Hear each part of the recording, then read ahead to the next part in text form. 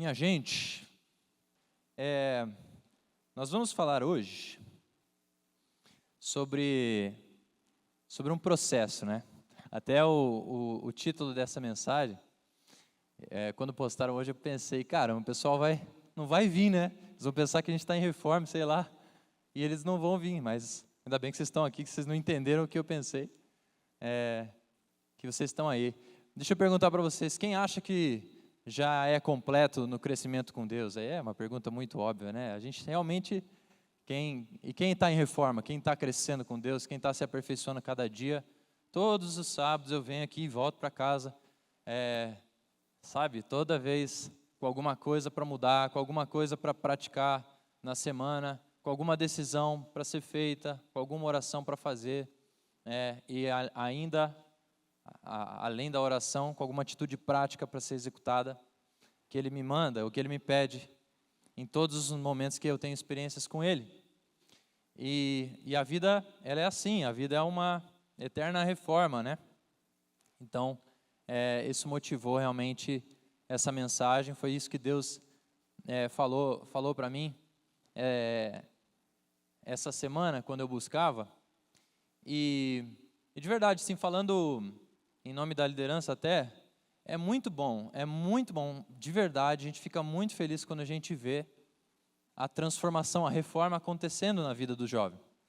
O jovem, ele chega, às vezes, destruído, às vezes ele chega, sabe, com desejos muito obscuros e com práticas erradas que o afastam da presença do Senhor e de repente, conforme esse organismo aqui vai acontecendo na vida dele, às vezes sem necessidade de muita intervenção direta, assim, essas pessoas, esses jovens vão se transformando e assumindo uma nova postura diante de Deus e todos esses desejos, né, vão acabando ficando mais fracos, né, perto da presença de Deus, e a gente consegue ver a transformação maravilhosa que acontece, novos relacionamentos vão acontecendo, casamentos vão sendo formados, é uma maravilha ver jovens casando, e nem tendo a perspectiva, se conversasse com esses jovens há 3, 4 anos atrás, eles não tinham nem a perspectiva de ter um casamento abençoado, e hoje, por exemplo, casam ou têm amizades maravilhosas, que não pensava que conseguiria, porque vivia uma prática muito diferente. E isso acontece na presença de Deus. Isso acontece, vocês conseguem ver, eu consigo ver e fico muito feliz, e vocês também, imagino que conseguem ver isso acontecendo na vida de quem está aí do lado de vocês. Né? Se cada um tivesse que testemunhar, provavelmente a gente teria muitas histórias de transformação de vida, que aconteceram após a experiência da presença de Deus, né? E a entrega de vida. Então é maravilhoso, a gente fica muito, muito feliz com isso.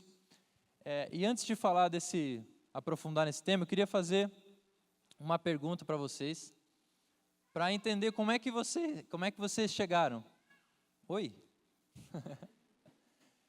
Como é que vocês chegaram na igreja? Vocês se lembram, quem tem muito tempo de igreja aí, vocês se lembram, qual foi a motivação que você tinha naquela época, quando você começou a buscar ao Senhor?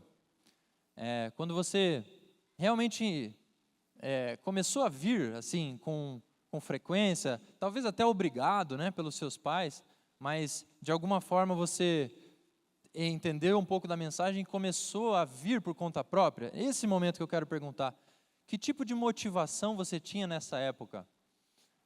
E se você é novo, né, se você às vezes é visitante, qual é a motivação que você tem agora? Por que você veio para cá? Muitas pessoas, é difícil a gente ter uma resposta, por exemplo, às vezes de pessoas que não tiveram experiências familiares dentro de uma família cristã. É difícil a pessoa ter motivações daquelas mais nobres. E é natural que a pessoa venha em primeiro momento para satisfazer algumas necessidades que estão atrapalhando a vida, ou com alguns sentimentos que ela não quer mais que exista na vida dela. Por exemplo, será que você veio para buscar a Deus em primeiro momento porque você queria possivelmente uma cura emocional, você tinha depressão, você estava passando por um momento emocionalmente falando ruim, estava com ataques de pânico, a gente vê muito essas coisas acontecendo. A pessoa ela não aguenta mais sofrer emocionalmente, então ela vem para a igreja, ela ouve falar, ela vê algum testemunho de alguém próximo, às vezes alguém do trabalho, às vezes alguém na faculdade, que testemunhou nesse sentido, e ela também quer isso. Ela quer se livrar daqueles sofrimentos emocionais. Talvez alguns de vocês se identifiquem com isso. Talvez alguns de vocês se identifiquem que vieram a buscar a Deus buscando consolo. Consolo, às vezes, por uma perda, às vezes por um término de relacionamento, às vezes um sofrimento causado por qualquer tipo de acidente, por qualquer tipo de situação em que há sofrimento intenso e você precisa de consolo. Deus oferece isso também, né? E as pessoas testemunham também nesse sentido. Então, às vezes, a gente vê essas motivações acontecendo. Quem sabe você veio, no primeiro momento, porque seus amigos estavam todos aqui. A gente está, de verdade, aqui a nossa cidade é tão abençoada que a gente tem, às vezes, alguns testemunhos de que temos várias pessoas nas salas de aula que são da igreja. Não dessa, mas são cristãos. Diferente de, quem sabe, 10, 15 anos atrás, onde a presença de cristãos nas salas de aulas eram menores do que hoje. Então, a gente já viu, inclusive, alguns testemunhos de pessoas vindo porque os seus amigos estavam aqui. Né? Não sei, alguém tem mais ou menos essa experiência? Tinha amigos que trouxeram você para quem veio para cá através de amigos? Olha aí. É uma coisa muito interessante. E por mais que seja um nome meio... na sociologia, ela é um nome que tem várias interpretações, mas é a pressão social. Tanto ela é positiva quanto ela é negativa, ela acontece, existe isso.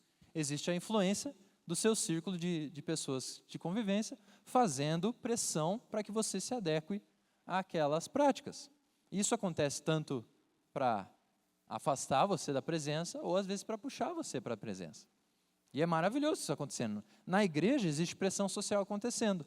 Eu sempre, eu sou bastante enfático em um pensamento que eu tenho, que se a gente tem o núcleo da igreja, assim, a grande maioria das pessoas da igreja realmente comprometidas e intensas com Deus, a pessoa que chega, ela se sente constrangida de não fazer a mesma coisa. Agora, não sei quem já teve a experiência de chegar numa igreja onde havia muita permissividade naquela igreja. E você vê as pessoas fazendo atividades e atitudes que não condizem com a Bíblia. E você se sente confortável em praticar as mesmas coisas. Porque se todo mundo está fazendo, quem sou eu aí para fazer o contrário? Eu vou ter que nadar contra a correnteza. Então existe essa pressão também. Às vezes você chegou até por causa disso. Às vezes você chegou querendo prosperidade, né? Sabe que realmente Deus tem promessas nessa área e que existem testemunhos também acontecendo nesse tipo de atividade. Às vezes você trabalha para uma pessoa cristã e viu a história dela, as bênçãos que aconteceram, você também está buscando prosperidade. Às vezes está passando por um momento de sofrimento financeiro mesmo, né? E aí veio para cá. Para quem sabe ter algum tipo de auxílio, né? A gente tem muitas pessoas que chegam na igreja, por exemplo, buscando auxílio real, auxílio de material mesmo. Então, quem sabe, essa é uma realidade de você ou da sua família, quando você veio em primeiro momento buscar Deus. Tem outros tipos de exemplo, estou citando aqui casos práticos, eu gosto de citar casos práticos, porque a gente tem facilidade de ver a nossa própria vida acontecendo ali. Por exemplo, tem gente que vê pelo medo, por cansaço das frustrações do mundo. O mundo te apresentou tanta coisa ruim, que chega uma hora que você cansa. Você já desgastou tanto lá, que chega um momento que você cansa e quer vir para cá. E quer vir para Deus porque você não aguenta mais. Quem sabe você pecou tanto, que em algum momento você se sentiu culpado daqueles pecados e decidiu se confessar, né? Eu era, antes de entregar minha vida para Jesus, de verdade, minha família era católica, então eu ia sem consciência nenhuma naquela igreja, e ali tem uma cultura associada à confissão, que em si é uma prática cristã, sim, de confessar os seus pecados, mas a aplicação disso era diferente. Parece que as pessoas, de alguma forma, tipo, pecavam, e aí, ou seja, acumulavam esses pecados, e aí o momento de confissão era o momento dela descomprimir, né? Fazer aquela descompressão e entregar, e aí está liberado para pecar mais, entendeu? Então era mais ou menos assim. Isso era a minha experiência, a experiência da minha família fazendo religião, né? Praticando a religião. Então, eu queria fazer essa pergunta e a gente vai... Eu queria que o pessoal da projeção só passe para o último slide, que a gente vai trabalhar em cima deles hoje. Exatamente. Então, esses versículos aqui são os versículos que eu quero trabalhar. Efésios 4,14.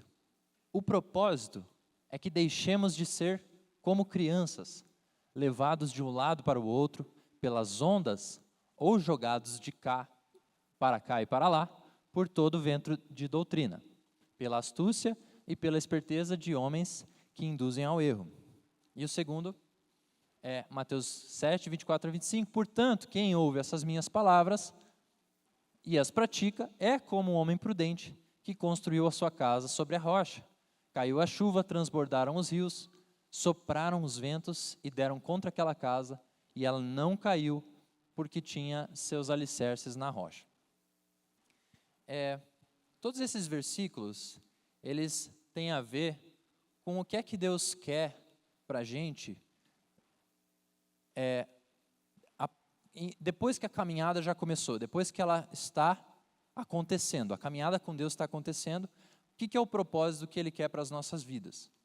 O propósito que Ele quer é que a gente se firme, ganhe raízes, não seja maleável, ganhe corpo, ganhe estrutura com Ele, para que quando os problemas, quando as provações, quando o serviço, quando a vida acontecer, a vida, ela é desafiadora.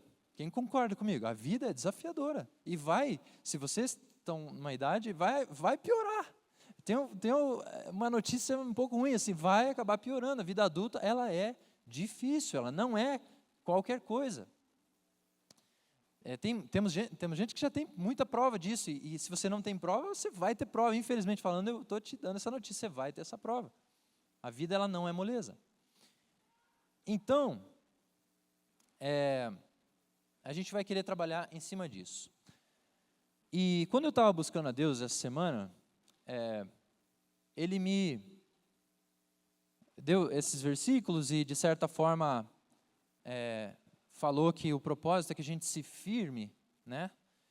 E uma coisa voltava na minha mente, voltava muito frequentemente na minha mente, que é as pessoas que eu passei, estou na caminhada, mas eu já tenho alguns anos de caminhada, e as pessoas, por exemplo, os jovens com quem eu congregava, na minha época de jovens, quando eu estava sentado aí, assim, talvez alguns de vocês tenham uma perspectiva mais ou menos de qual é a porcentagem, mas uma grande, estou falando grande, talvez a maioria dos jovens que congregavam naquela época conosco, não estão mais com Deus, não estão mais permanecendo na sua palavra hoje.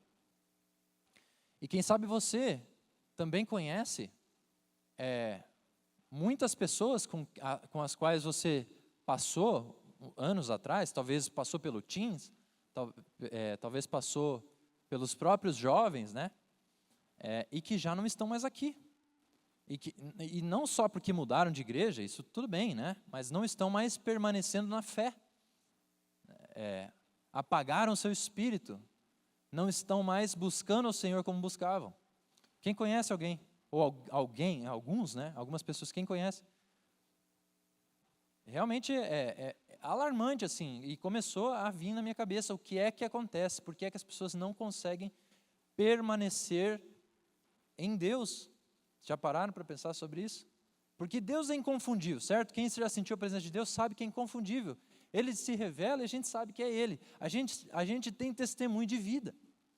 A gente entrou de um jeito e está saindo de outro. A gente está sendo transformado pela presença de Deus. Então o que é que acontece? E essas pessoas que eu estou citando, também sofreram as mesmas coisas, as mesmas experiências que a gente. Também foram transformadas pelo Espírito. Então por que é que elas não estão mais aqui agora? Não estão mais com Deus? Ou estão apáticas em algum momento e em algum momento vão voltar? Cremos pela fé que isso vai acontecer. Mas por que é que acontece esses altos e baixos, né? Por que as pessoas não se firmaram de fato? Se o Espírito estava lá. Então quer dizer, a presença do Espírito não é fator determinante para a permanência de alguém? Não. Você pode ter uma intensidade muito alta no Espírito e pecar durante a semana, concorda? Você pode viver um sábado perfeito, um sábado com a experiência de Deus que seja. Durante a semana, se você não praticar, se você não fizer as práticas que te enrijecem na estrutura de Deus, você vai ser tentado a abandonar a fé em algum momento.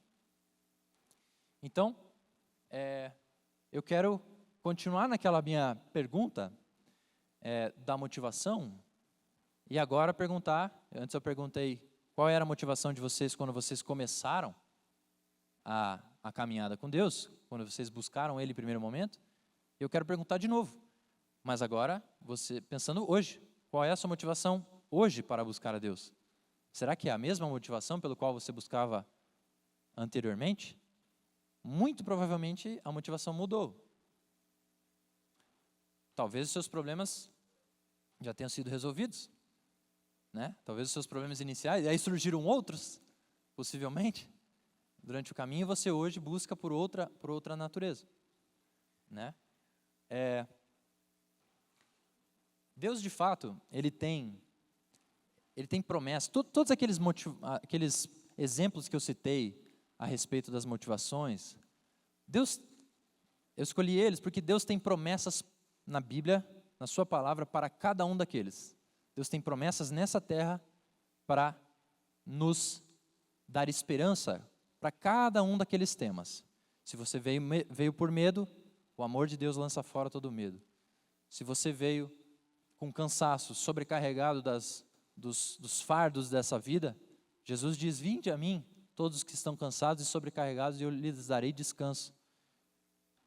Cada um daqueles tópicos tem uma promessa, tem alguma verdade de Deus que vai acabar acontecendo, se Ele tiver permissão, se Ele der permissão para que aquilo aconteça.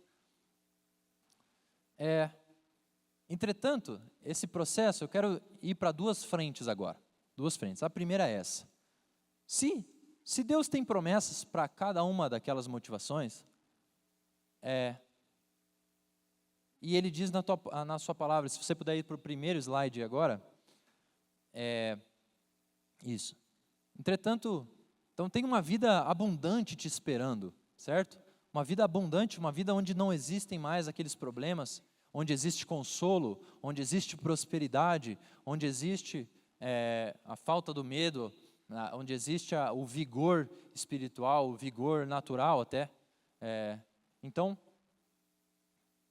Mas ele diz aqui que ainda assim, João 16, 33, nesse mundo vocês terão aflições. E nesse mundo a qualquer momento. Nós estamos no mundo a qualquer momento, então enquanto essas coisas acontecem, ainda assim vocês terão problemas. Deus, Jesus afirmando aqui, não é alguém falando por ele, é o próprio Jesus falando. E Mateus 7, de 13 a 14, diz, e esse é um versículo perfeito, porque a vida cristã, ela se parece, ele faz aqui uma analogia com duas portas, né? E a vida cristã, ela é entrar pela porta estreita. Entrar pelo caminho que dói, pelo caminho que é mais difícil. Entrem pela porta estreita, pois larga é a porta e amplo é o caminho que leva à perdição. E são muitos os que entram por ela. Mas estreita é a porta e apertado é o caminho que leva à vida. E são poucos os que as encontram. Lembra quando eu falei da maioria? Eu senti a verdade de Deus entrando na minha mente com relação a isso. A maioria pode ter escolhido em alguns momentos a porta estreita, mas não importa o quanto você escolheu no meio do caminho. O que importa é o final, é como você está agora. Qual que foi a tua última decisão? Com o que você está sofrendo agora? Em algum momento eles decidiram pela porta larga e se perderam por ela. Encontraram lá coisas que eram difíceis de voltar, coisas que os agradavam e que tiravam eles da presença. O testemunho do Gabriel, por exemplo, foi algo... Cadê o Gabriel? Foi algo mais ou menos nisso. Eu consegui ver. O que é que mudou na tua vida? Foi só as circunstâncias, né? Ali você tinha uma escolha a ser feita. Você poderia permanecer em Deus em qualquer lugar, certo? E a decisão foi nele naquele momento. Decidiu optar por aquele momento, aquele período que ele sofreu por decisões. E acontece. Só que a gente precisa ser realista quanto a elas. Elas vão acontecer e vão continuar acontecendo. As necessidades de tomar novas decisões, e a cada nova decisão existem sempre duas opções. Existe a porta estreita e existe a porta larga. Então, quando você chegou buscando a Deus, você tinha problemas, possivelmente? Você pode ter problemas agora, você pode estar aqui buscando alguma coisa. Sua motivação envolve, entre todas as outras coisas, buscar algo que você ainda não tem. Tem gente ansiosa aqui, tem gente depressiva aqui nesse, tem gente querendo se suicidar aqui. Por mais estranho que pareça, mas tem gente sofrendo com esse tipo de provação agora, nesse momento, nesse auditório. Então, existem pessoas que estão querendo novas coisas aqui, coisas em Deus.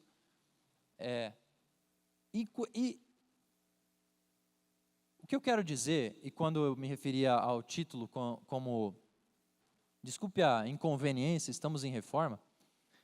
Enquanto você tem problemas para resolver, é conveniente que você esteja aqui. É conveniente que você busque a solução para aquele problema. Certo? Quando você precisa de dinheiro, é conveniente que você trabalhe. Quando você precisa, quando você está com sede, é conveniente que você vá buscar água. Entendem a necessidade? Uma necessidade e uma ação. Então, existe essa lei acontecendo aqui.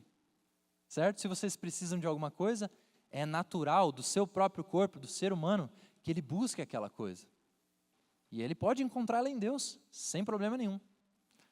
Deus não rejeita um adorador, mesmo que ele tenha, às vezes, um propósito que não seja o mais nobre para buscar ele. Entende? Não rejeita. Ele sempre nos convida a mudar a nossa perspectiva de motivação. Só que ele não rejeita, a gente encontra o que a gente busca. Busquem e acharão. Batam e a porta será aberta. Se vocês baterem, ele não fala ali naquele versículo, batam do jeito certo e a porta será aberta. Se você bater, meu filho, você vai encontrar. Se você busca, você encontrará o que você está buscando. Só que, aí eu quero ir para a primeira linha, que ela é o processo da turbulência. Enquanto você não atinge aquela necessidade satisfeita, o que acontece quando aquela situação demora a acontecer? Vocês já viram alguns testemunhos? Quem estava na conferência viu um testemunho de um pastor que demorou 7 anos, mesmo depois de uma profecia, demorou mais 7 anos para conseguir a bênção de Deus, que era o filho, né? O filho que ele estava esperando. 7 anos. Quantos anos você tinha 7 anos atrás? Pensa aí. Você era provavelmente, quem sabe aí, tem alguns que eram até adolescentes. Muita coisa acontece em 7 anos. E se por acaso isso que você está buscando hoje, se demorar 7 anos para acontecer, se demorar às vezes mais, o que eu quero perguntar? Eu quero te perguntar se continua sendo conveniente você estar aqui. Continua sendo conveniente você buscar isso, mesmo que seja por 10 anos? Mesmo que seja por 15 anos? Pode ser que a resposta de Deus para aquela tua aprovação seja não. Já pararam para pensar que o que você está buscando pode ser que não seja o propósito de Deus na sua vida? E o que acontece quando a resposta de Deus é não? Nesse momento você continua vindo? Continua sendo conveniente depois que Ele diz o não? Estar buscando a Deus? Por exemplo, se você vem buscando prosperidade, uma vida melhor, vem em busca de apoio material, você vai receber esse apoio, possivelmente aqui você vai aprender até princípios seculares para você aplicar ali na tua vida profissional. A minha vida profissional foi imensamente praticada pelos princípios que eu aprendi na igreja. E hoje eu vivo bênçãos materiais porque eu aprendi coisas como compromisso, coisas como honra, como fazer as coisas como se fossem para Deus. E isso me deu bênçãos lá fora. E continua me dando e vai me dar ainda mais. Então você também tem essa verdade. Só que, se você está buscando prosperidade e no meio do caminho você perde o emprego, quem passou aí, às vezes por uma experiência como essa recentemente, sabe como é difícil esse processo. E se você perde o emprego enquanto está buscando uma necessidade e buscando a Deus com intensidade, não é, às vezes você não está de brincadeira, às vezes você está buscando a Deus com seriedade. Tipo, Deus me dá prosperidade, me tira dessa cova, me tira dessa situação. E você vai lá e perde emprego. Você vai lá e sofre, e vê tua família sofrendo, alguém sofre um acidente, que seja o que acontece, mas você continua, às vezes intensifica esse processo. Às vezes a gente vê isso acontecendo. O que é que você faz nesse momento? Você abandona? Continua sendo conveniente você vir aqui, buscando mesmo quando as suas necessidades elas se intensificam? Se você veio com seus amigos para a igreja, temos muita gente que vem aí com seus amigos, tem um grupinho aí, é natural que se façam grupos de afinidade aqui dentro. Obviamente que a gente não pode se apegar completamente a eles, porque existe necessidade de todo mundo congregar, mas é natural que existam esses grupos. E se hoje o teu grupo de convivência decidir que eles não vão mais participar, eles não concordaram com a liderança, com alguma coisa, eles, por qualquer que seja o motivo, eles desviaram, eles acharam alguma coisa que é mais interessante, mas eles não vêm mais aqui, ou não vêm mais na igreja. Você vem? Você continua vindo? Mesmo se os teus amigos estão fora? A gente vê muito isso acontecendo, viu muito isso e continua vendo, infelizmente, de que as pessoas saem, a maioria daquele grupo sai, e aí tinha uma pessoa que era de Deus, que era firme, que era intensa, vai lá e sofre essa pressão, e acaba cedendo e sai também, porque não se sente mais confortável, não é conveniente para ela estar mais na igreja sem amigos que estão dentro do grupo de afinidade dela. Ao invés de fazer, por exemplo, novos amigos, ou de aceitar essa nova fase, sei lá, algo nesse sentido. Se a cura não vier, eu estou querendo dar exemplos, mais uma vez, para facilitar o entendimento. Se a cura não vier, se você vem através de cura, quer a cura para algum familiar e a cura não vem, a pessoa morre, por exemplo. A gente viu isso acontecendo várias vezes, e a pessoa abandonando a fé, porque o que ela buscava não aconteceu, a resposta de Deus é não. A pessoa tinha câncer, e a pessoa veio para a igreja nessa empreitada de salvar, né, de curar aquele familiar. Então a família se une, eles vêm em oração, entregam a vida para Jesus, eles passam a viver aquele momento maravilhoso de transformação, mas não era a vontade de Deus que aquela pessoa fosse curada. E aquela pessoa venha morrer, e o pessoal abre mão da fé por causa daquele problema. Diversas situações, estou falando aqui de experiências que a gente vê, que nessa igreja, inclusive, não precisei nem buscar fora. Se o relacionamento não der certo, isso aqui é muito legal, porque pode ser que esteja acontecendo aqui. Esse é algo que é mais comum. É natural que surjam namoros e que eventualmente os namoros não deem certo, eventualmente. Não vai ser às vezes de primeira. Infelizmente, todo mundo quer às vezes casar com o primeiro namorado, enfim, com a primeira namorada. Pode ser que não aconteça. E segue o jogo. Você entende? A vida com Deus não pode ser penalizada por causa de algum relacionamento frustrado. Só que o que a gente vê na prática, às vezes, é que as pessoas, elas têm relacionamentos frustrados, e aí passam por um período, se não abandonam a fé, passam por um período que a tristeza domina e ela justifica esse tempo de mornidão, esse tempo de escassez, da parada da busca do Senhor, por causa da sofrência. E é um grande problema isso. Porque pode vir a acontecer de novo, e de novo, quem sabe, e de novo, até você acertar. É natural que esses sofrimentos, às vezes essas coisas que são a vida acontecendo, não são às vezes algo que é espiritual ou qualquer coisa nesse sentido, mas é a vida acontecendo, às vezes frustrem a gente. Nesse momento, o que é a sua decisão? Então, essa é a primeira linha de raciocínio que eu queria construir com vocês, que é: no mundo terão aflições, vocês terão problemas e continuarão tendo.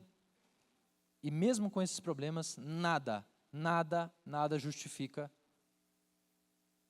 a gente perder a fé no nosso Senhor que nos dá esperança.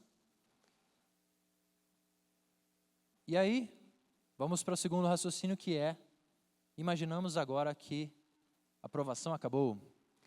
Glória a Deus, você recebeu o que você queria, você conseguiu aquele relacionamento amoroso que você tanto sonhava, você está se encaminhando agora para um casamento abençoado, às vezes você conseguiu um emprego abençoado e saiu daquela situação miserável que você estava. Às vezes você recebeu uma cura de Deus. Você tinha uma depressão e ela já não existe mais. Você tinha ansiedade e ela já não existe mais. Porque Deus, Ele é maravilhoso e Ele concede boas coisas ao seu povo. E agora? O que acontece depois que você recebe a sua bênção? Se a sua motivação era especificamente alcançar aquela necessidade, ela se assemelha tanto ao processo de às vezes Deus negar aquilo lá. Porque às vezes Deus concede, e esse é o gatilho que a gente precisa às vezes para falar: muito obrigado, Senhor, foi bom o tempo que duramos juntos, agora eu vou seguir com a minha bênção, e quando eu precisar de outra coisa, eu volto aqui e a gente conversa mais um pouco. Às vezes a gente trata Deus dessa forma. Às vezes não. Acredito que muitas vezes a gente trata Deus dessa forma. A gente está sempre buscando alguma coisa, né? Ou seja, quero mais uma vez botar na prática aqui. Antes de falar o segundo raciocínio, eu esqueci de ler os 2 versículos, que é com relação aos sofrimentos, né? Isso. Lucas 8,13 fala sobre a parábola do semeador, e aqui ele dá 4 exemplos, né? 4 exemplos de pessoas que ouviram ou estão tentando construir fazer a construção da palavra de Deus nos seus corações, e tem alguns comportamentos diferentes. Esse é o segundo tipo. São as pessoas as que caíram sobre as pedras, as sementes que caíram sobre as pedras, são as que recebem a palavra com alegria. Ou seja, quando você ouve a palavra de esperança para aquele teu problema, você recebe essa palavra com alegria, você crê naquilo, tem esperança naquilo, mas com alegria quando as ouvem, mas não tem raiz. Creem durante algum tempo, mas desistem na hora da provação. Então, quando aquilo se torna algo desconfortável, inconveniente, ela desiste. Romanos 12:2, Paulo falando: alegrem-se na esperança, sejam pacientes na tribulação e perseverem na oração. O pacientes e perseverem são coisas que às vezes a gente tem dificuldade de aplicar na prática. Porque paciência e perseverança tem a ver com tempo. Tem a ver com, muitas vezes, tem a ver com resiliência, tem a ver com você tentar, e se não vier, tenta de novo, e se não vier, tenta de novo, porque a tua esperança está em um só lugar. Por que é que a sua esperança sai desse lugar? Então, esses eram os versículos em relação à parte do sofrimento, e quando a gente fala sobre a parte de bênção, né? Quando as coisas acontecem, a gente ainda assim vê as pessoas abandonando a fé, inclusive por esse motivo, né? Por exemplo, e se você prospera, você agora tem condições, tem um emprego abençoado, você às vezes empreendeu e acertou em cheio, foi muito abençoado e agora você pode estar em qualquer lugar. Ao invés de estar no sábado à noite, aqui você pode estar em Paris, você pode estar assistindo um jogo da NBA, você pode estar, sei lá, fala aí um sonho que vocês têm de viajar, você pode viajar para qualquer lugar, você pode fazer tudo, agora você tem dinheiro para fazer tudo. O que acontece quando você atinge a satisfação daquilo que você estava buscando?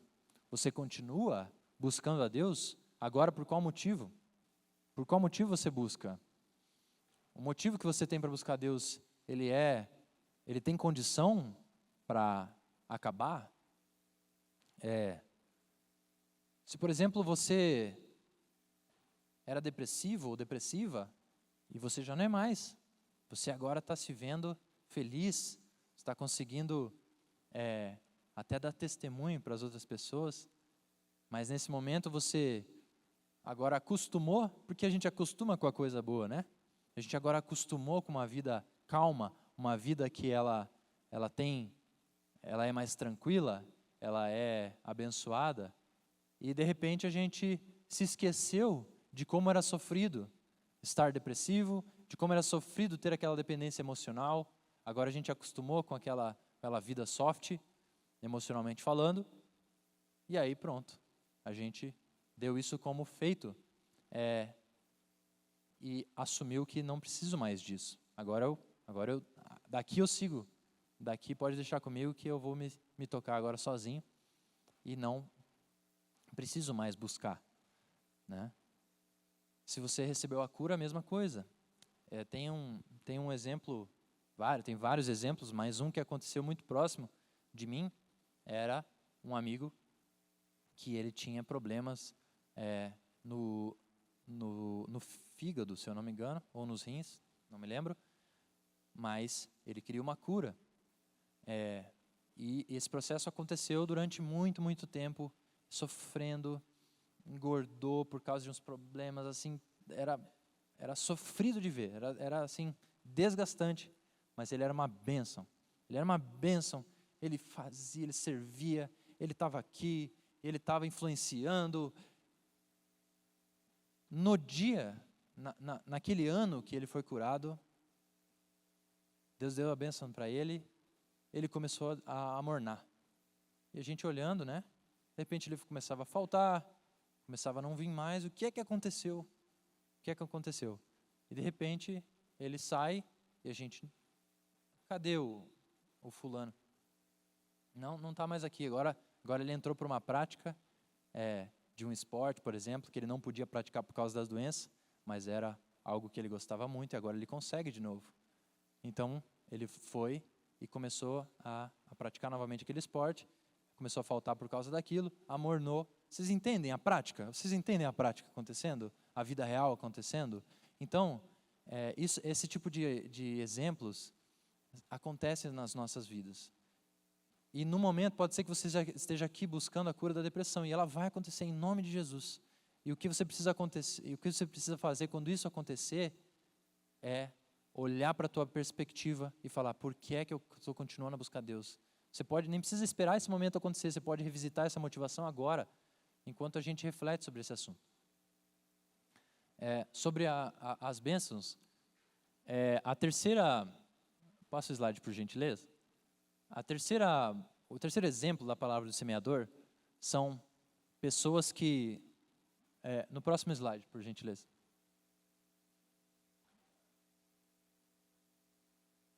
Aí.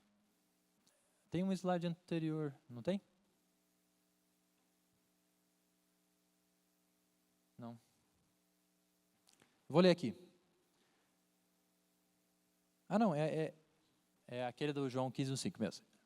Eu sou a videira verdadeira e o meu pai é o agricultor.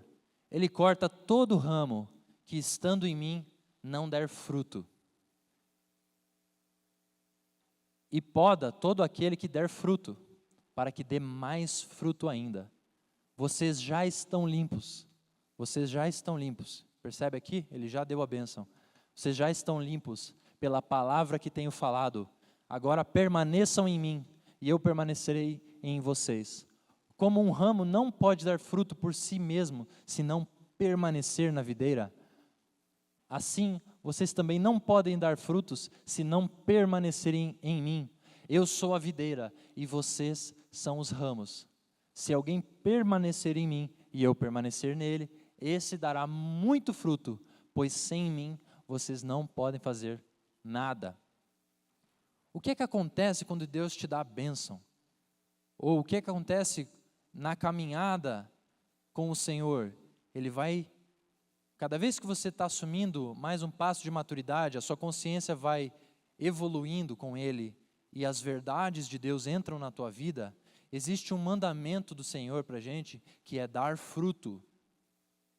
Dar fruto é um mandamento. Os que não dão frutos, Ele corta. Os que dão pouco fruto, Ele poda. Para os que dão fruto, na verdade não é pouco, é os que dão fruto, ainda que você der fruto, ainda assim existirá um processo de poda, de trabalho, de reforma, de inconveniência, para que você dê mais frutos ainda. Entende? Então, nunca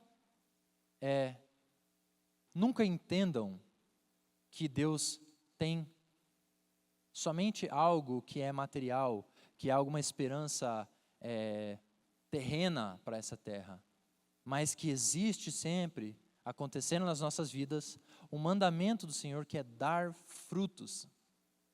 Tem gente que se acostuma com a bênção e eles apagam o espírito. Vive uma vida morna dentro da igreja, e acontece com muitos. Pode ser que esteja acontecendo, acontece às vezes comigo, sou tentado a acontecer dessa forma. Eu tenho uma vida abençoada. Jesus transformou a minha vida, transformou a minha família. Eu tenho uma família abençoada. Só agradeço a Deus pela vida que eu tenho. E às vezes eu me acostumo com isso. E aí eu tendo a recuar, eu tento falar: Deus, muito obrigado, Senhor, por tudo que o Senhor me deu. Então me deixa quietinho aqui, porque eu quero curtir mais isso aqui. Quando na verdade Deus não está falando: meu querido, isso aqui é só a consequência de você permanecer comigo. Isso aqui sou eu acontecendo na tua vida. Sem mim você não pode fazer nada. Você só tem essas coisas porque você se aproximou da minha glória. E a minha glória transparecendo na tua vida gera coisas boas e gera coisas maravilhosas. Mas eu não quero que você pare. Eu quero que você continue dando fruto. O propósito da tua vida não é atingir essas coisas. Essas coisas acontecem quando você se revela em mim, quando eu me revelo através da tua vida. Então, o que Deus nos pede é que para a gente permanecer nele. A caminhada cristã, ela tem suas fases. E pode ser que você esteja numa fase em que isso não esteja ainda sendo exigido de você. Pode ser que você esteja numa fase em que simplesmente você precisa se entregar ao Senhor e abrir mão dos seus próprios desejos. Falar: Deus, eu não quero mais nada de mim, eu quero que o Senhor resolva o meu problema. Então tome a minha vida e que eu seja realizado no Senhor. E quando isso acontecer, vai existir uma nova fase na tua vida, em que se exige frutos, exige que você seja podado, que você faça coisas, que você abra mão, que você execute, haja. Então, para algumas pessoas, depois que a coisa está boa, esse processo de poda que começa a acontecer, quando você começa a gerar frutos, e você começa a ser podado, ou seja, você começa a ter que fazer coisas que são inconvenientes, para que você dê mais fruto ainda, começa a ser incômodo. Por que isso está acontecendo comigo? Eu já sou um cristão, eu já entreguei minha vida para Jesus, por que isso está acontecendo comigo? Pô, eu estava tão tranquilo, de repente mudou a liderança já não faz isso, ou a liderança já não faz mais aquilo, e eu não sou reconhecido, porque por que isso, por que assim, então não estou me sentindo confortável nesse ministério, que é por isso que a gente vai fazer tal coisa, e é por isso que eu vou abandonar. A gente vê vários exemplos de podas acontecendo, Deus trabalhando no nosso coração. Não é a liderança, não é ninguém, é Deus acontecendo na tua vida. Esse processo de poda, ele começa a te exigir algumas situações inconvenientes, algumas provações que ele te exige. São vários os exemplos de poda. Você deve estar passando por algum processo, talvez agora, nesse momento. Então, tem pessoas que diante dessas situações abandonam a fé. Quer saber? Assim não dá. Assim eu não quero fazer. Se não tiver tudo beleza, eu não quero fazer.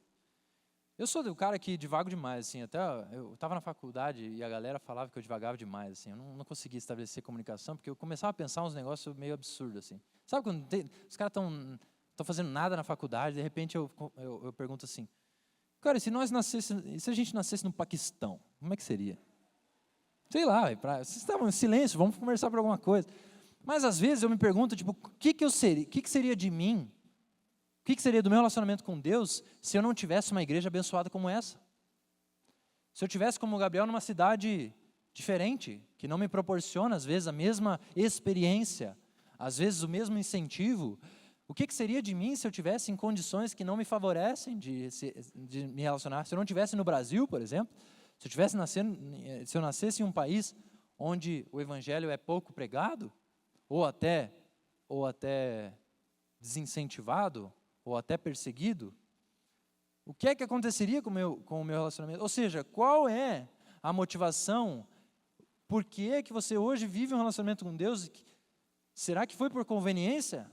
Será que você está só aqui porque as coisas, aleatoriedades da vida aconteceram para você estar aqui? Ou porque em algum dia você assumiu o volante da tua vida e falou, a minha vida já não é mais minha, a minha vida está nas mãos do Senhor por consciência, por decisão, e a partir de agora você ganha agora a consciência sobre a tua própria vida e decide entregá-la para quem você quiser.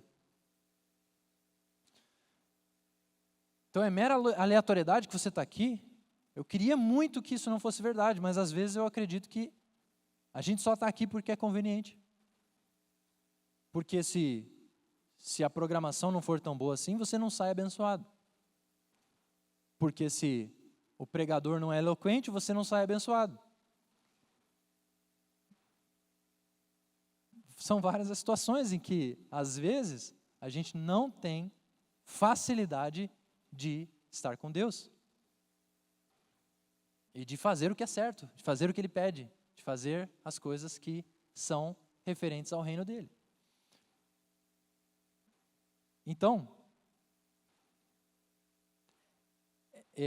o que eu mais vejo acontecendo, às vezes, não é a pessoa abandonando de vez, porque ela já sentiu a presença do Espírito.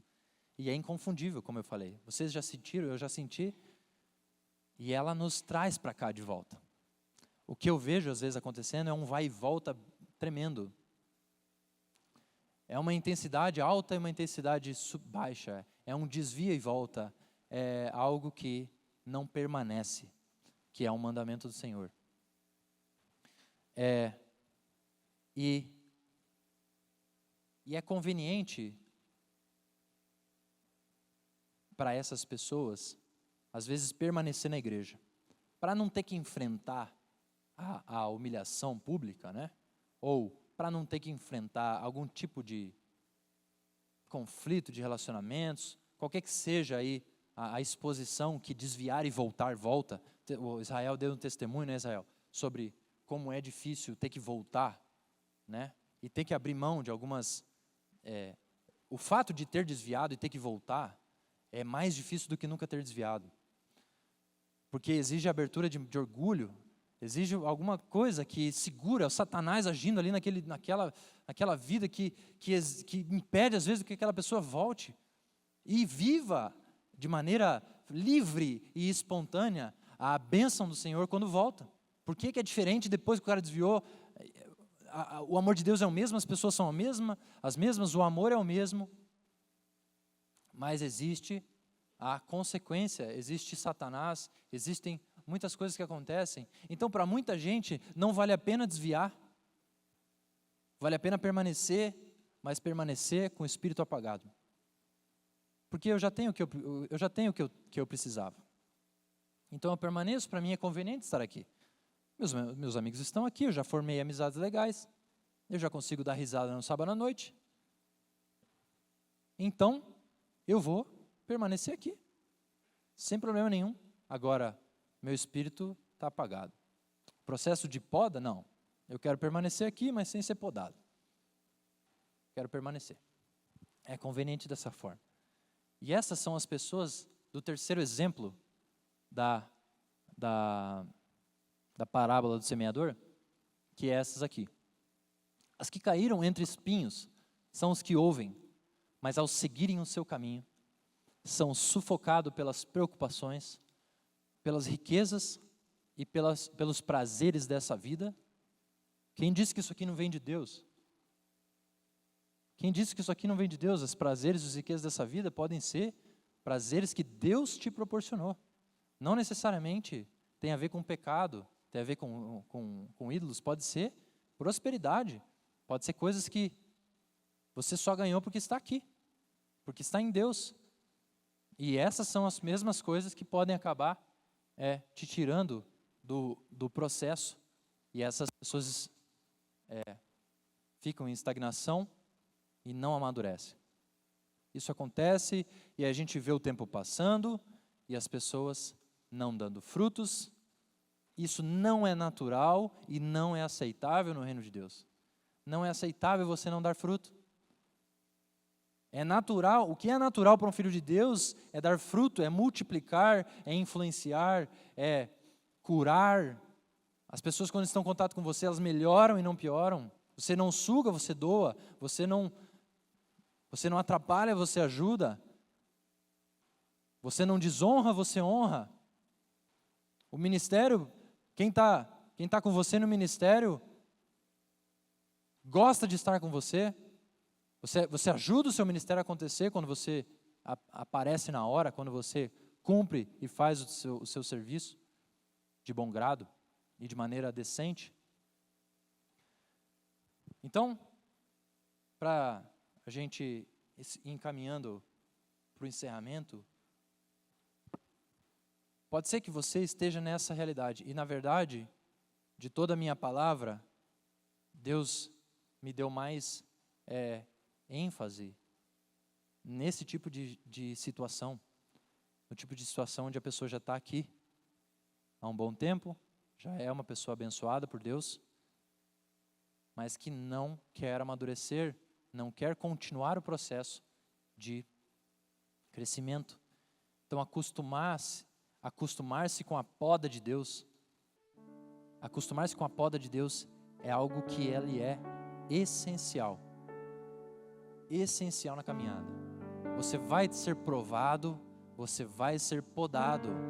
E se você não está sendo podado, se preocupe e entenda em Deus se você não amornou o seu espírito, se você não está mais dando frutos, porque não é natural que você permaneça assim. É natural que você dê frutos e que seja provado, e que seja podado. Esse processo de poda, ele se parece com uma reforma, e é por isso que me motivei a intitular essa mensagem dessa maneira, porque às vezes tua vida está uma bagunça, mas se essa bagunça foi gerada por um processo de reforma, ela tem propósito, e ela tem valor, ela é bonita. Eu amo ver, a Letícia dá risada, né? Ela está aqui. Eu amo ver obra tipo civil acontecendo, porque eu amo ver, tem essas coisas, né? Mas eu amo ver, sabe por quê? Porque é o símbolo do crescimento, é a estampa da prosperidade da cidade, é o tanto de guindaste que você vê quando você olha para o horizonte. É o tanto de bagunça que você vê acontecendo porque alguém está investindo, alguém decidiu arriscar pela cidade, e na nossa vida alguém decidiu arriscar a sua própria vida para te dar transformação. A reforma é a estampa do processo de Deus e do sacrifício de Deus na tua vida. Então, quando você vê bagunça na tua vida, mas uma bagunça com propósito, ela é a reforma de Deus e ela é maravilhosa. E ela é muito, muito diferente da bagunça que vem por negligência. A bagunça que vem por você simplesmente deixar a vida te levar. E de ir vivendo de qualquer forma. E sem dar frutos. As duas coisas geram bagunça. As duas coisas geram inconveniência. Se você não busca, tua vida vira uma bagunça. Se você busca, pode ser que tua vida ainda continue uma bagunça. Só que agora é uma bagunça com propósito. É uma bagunça que alguém decidiu desconstruir. É uma parede que alguém decidiu derrubar. Deus decidiu derrubar a tua parede para construir ali uma sala maior que tem capacidade de fazer mais coisas, de ser usada para algum propósito diferente. Então é isso que eu queria realmente construir com vocês. Se você não está em reforma hoje, procure estar. Procure entender o que na tua vida merece ser desconstruído, merece ser derrubado, para que um processo comece a acontecer.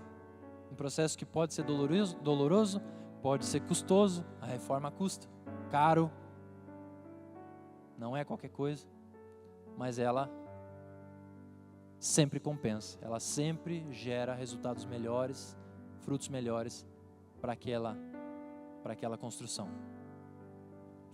Então, quando você se deparar com situações inconvenientes, quando você se deparar com situações que te provam, ou situações que te tiram da zona de conforto,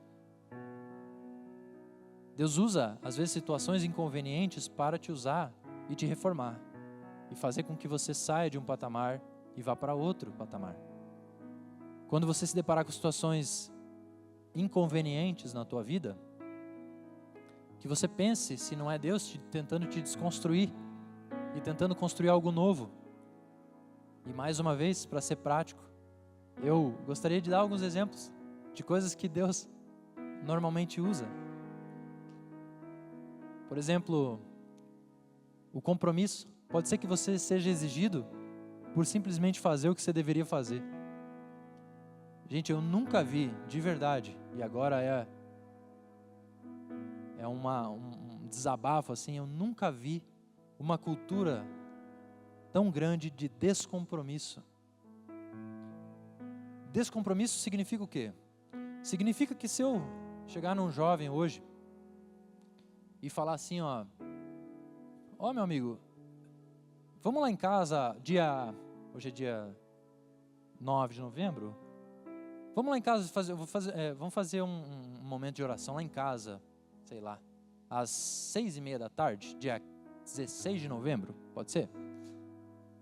Beleza, a gente aperta a mão aqui, o que vai acontecer? Vamos fazer lá lá na igreja, lá no cofre da igreja. O que vai acontecer se eu não falar mais com aquela pessoa, normalmente, tá? Pensando na tendência. O que vai acontecer se eu não falar com essa pessoa e aparecer no cofre, dia 16 de novembro, às 5:30 da tarde? Ela vai aparecer ou não vai aparecer? O que precisa acontecer hoje em dia para que algo realmente seja efetivado? Dia 16 de novembro, o cara me manda um WhatsApp assim. E aí, vai rolar mesmo aquele... Olha, eu não sei o que aconteceu. Pode ser que seja meramente um resultado da tecnologia, da facilidade de comunicação. Mas pode ser que isso esteja revelando para a gente que a gente precisa honrar melhor os nossos compromissos. Gente, se você falou que estaria, você apertou a mão, que estaria num lugar, esteja no lugar. O compromisso de revisar aquela motivação, se alguém precisar desfazer aquele compromisso, a responsabilidade de se comunicar é de quem desfez. Caso contrário, está estabelecido aquele compromisso. Se alguém passou, agora sendo mais direto, se alguém passou uma escala para vocês, semestral, e o seu nome está, vamos supor que é julho, e o seu nome está para outubro, o que vai acontecer se ninguém te lembrar? Vai chegar dia 10 de outubro e você vai vir aqui para a tua escala ou não vai? Não vai vir. Se você não tiver o compromisso de saber que você firmou um combinado com alguém, e de que aquele combinado vale muito, e vale muito. Na verdade, não tem justificativa nenhuma hoje em dia que faça com que você, pelo mínimo, não se comunique com antecedência. De falar, olha, eu não vou conseguir honrar com esse meu compromisso. E de verdade, talvez a gente fale como liderança de não explicar isso com decência para vocês. De que é necessário vocês falarem e cumprirem com as suas palavras. É cada exemplo que a gente hoje recebe, e eu me incluo nisso também, de que a gente precisa melhorar a nossa noção do que é se comprometer com algo e de fazer aquilo que seja feito. Então vamos ser mais explícito ainda. Vamos supor que você tinha uma escala, você assumiu um sonho de Natal, beleza? Está acontecendo um sonho de Natal agora. E você decidiu estar aqui toda terça-feira à noite para ensaiar lá, sei lá, dança de não sei quem, ou teatro, sei lá. Vamos pensar nisso. Só que você não sabia que daqui a alguns dias viria a festa do seu amigo. Na terça-feira à noite, eu falei, viria uma festa que não tinha sido programada, um churrasco da tua turma, do teu grupo de afinidade, um churrasco nessa mesma terça-feira. E, infelizmente, a gente tem visto que as pessoas estão com dúvidas de saber o que escolher. Poxa, mas o churrasco aqui, só acontece, meu grupo nunca se reúne, velho. A gente está se reunindo só uma vez no final do ano, cara. Então me deixa me reunir com o meu grupo. Tá. Meu irmão, você já assumiu um compromisso. Você tem essa noção? Tem essa noção de que agora suas terças-feiras à noite não estão mais disponíveis para outras agendas?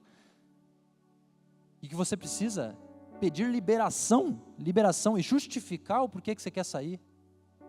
E se teu líder disser, não, você não pode ir, porque eu preciso de você na terça-feira à noite, você vai honrar, o teu líder vai falar, sim, senhor, eu estou abrindo mão do meu outro compromisso que não era um compromisso, inclusive, da minha outra agenda para honrar o meu compromisso. Então esse tipo de exemplo, se não é explícito a gente falar, acaba passando batido. Então Deus usa esse tipo de situação para moldar, para nos podar, para fazer com que os frutos do Senhor apareçam. Isso, você pode ter pensado em várias outras coisas na tua realidade, que não tem a ver com isso que eu falei, mas se aplica. A gente precisa se comprometer e de honrar o seu compromisso, mesmo com prejuízo próprio, como a palavra diz.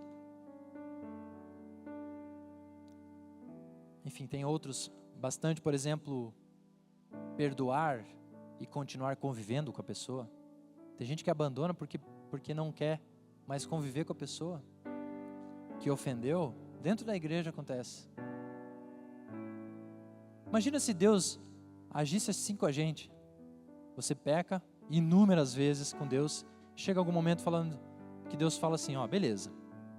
Você pecou mais um, mas agora beleza, eu te perdoo. Continuo te perdoando porque o perdão é a minha essência. Mas daqui para frente, orações bloqueadas, eu não convivo mais com você. Você está perdoado, você vai ser salvo, você vai para o céu, você vai ser salvo. Agora, a gente não convive mais. Às vezes as pessoas da igreja convivem dessa forma. Perdoam, porque é um mandamento, saem daqui com a decisão de perdoar, oram lá na sua cama, falam assim, Senhor, eu libero o perdão para aquela pessoa. Chega lá no outro sábado e não convive. Fala, não, mas eu já perdoei. Cada um lá no seu caminho. Meu querido, a gente precisa agir como Jesus agiu. Eu conheci o Bill. Acho que é para eu terminar, né?